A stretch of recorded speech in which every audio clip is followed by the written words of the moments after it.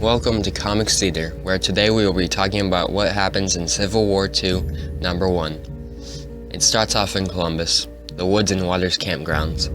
A teenage boy runs and holds onto a tree, asking for something to stop, seemingly in pain. Someone calls out his name, and he looks towards them. The Inhumans. Manhattan, weeks later. Tony Stark, Iron Man. Miles Morales, Spider-Man. Sam Wilson, Captain America. Sam Alexander, Nova. Kamala Khan, Miss Marvel. All facing off against a giant entity destroying New York. They are the Avengers. A boom goes off behind them. Thor comes blasting into the sky. And behind her, everyone else. The battle begins as Tony and Carol lead both sides. Carol asks if everything is in place. Tony says, "Let's find out." Carol Danvers, Captain Marvel.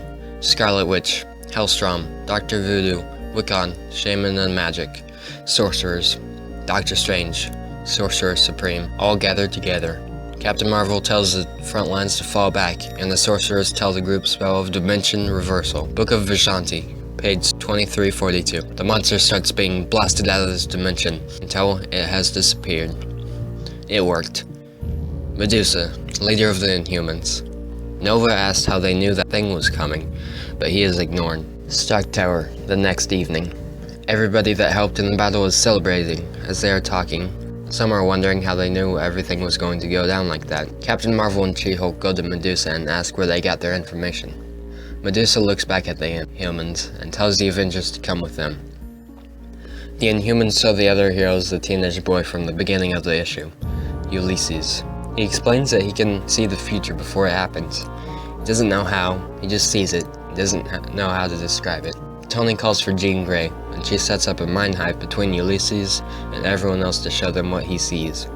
Jean tells him to tell him his story, so he does. A few weeks ago he found out he was Inhuman, which was crazy because up until a few months ago he had no idea who they even were. But then the Terrigen Mist hit this college. Nothing happens. No one sees anything. Jean tells everybody his mind cannot be read. Carol starts to ask him if he's looking for a job, if he's exclusive to the Inhuman, because the Ultimates are specifically looking for ways to stop disasters before they happen. Tony has a problem with this. They have no way of telling whether the future he sees is the truth or not, or if he is even telling the truth. They don't have any idea if his power will always work. What happened before didn't happen because they stopped it, so it wasn't the future he saw. Tony tells Ulysses to continue his story. He said he had no idea what was different about him after he was touched by the Terrigen Mist, but then he could see things. Visions. He didn't know what they were or why they were. It was like he was there. He doesn't even know how long he was lost in them. He thought he had a psychotic break, but he just didn't know who he was up until the royal family took him in. They showed him and helped him focus. Karnak helped him.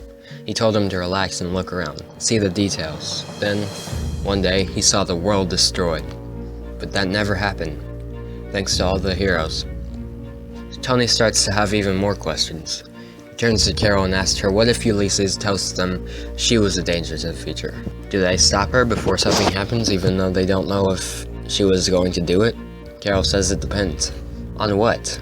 Tony gets fed up and leaves, and tells them to enjoy the party. New Attilan. 3 weeks later, Ulysses wakes up after a vision and starts screaming. Medusa runs in, and he tells her they have got to call the Ultimates. Tony Stark's laboratory. Tony is bickering with his AI when Mary Jane Watson comes in and says it's Rhodey. He's gone. The Triskelion, headquarters of the Ultimates. Iron Man blasts down onto the front of their base, right in front of Maria Hill and Black Panther. He opens up his faceplate, crying and screaming for where Rhodey is. He walks into a room with his body covered by a white cloth and his destroyed armor on a table to the side. Tony walks out in a rage of fire, yelling for Carol Danvers. Miss America tells him to turn around. The nurse is coming out of a separate room. Maria tells him the mission went FUBAR. He just did. Tony walks in to find She-Hulk on her deathbed. Captain Marvel at her side. Carol says she's alive, not sure if she'll ever wake up, or even walk again. She says it was Thanos. Tony is confused. Thanos was back on Earth? He attacked you? Hill says not exactly.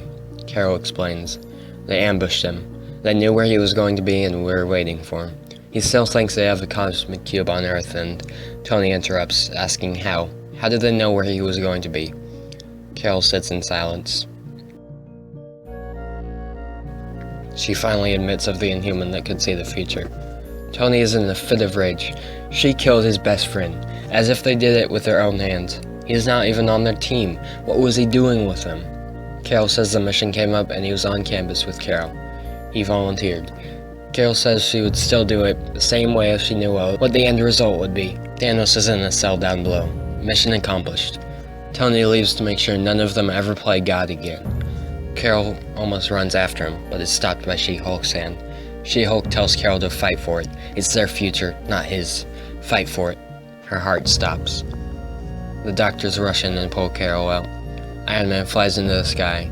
To be continued in Civil War number 2, which will be up on ComicsTheater soon. Also will be continued in Civil War 2, Choosing Sides number 1, which we will also be doing.